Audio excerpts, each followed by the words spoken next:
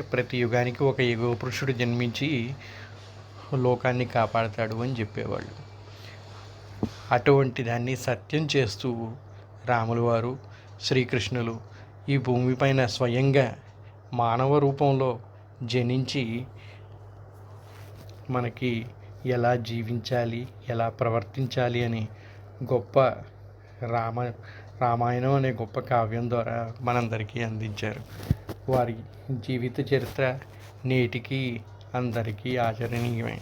సూర్యవంశంలో జన్మించినటువంటి రాముడు ఆ వంశానికే ఎంతో ఆరాధ్యుడండి.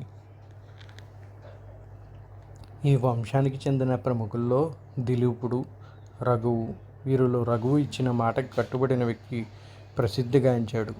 శ్రీరాముడు కూడా రఘువు వలె ఆయన అడుగుజాడల్లోనే నడిచి తండ్రి మాట కోసం 14 ఏళ్ళు వనవాసం చేశాడండి.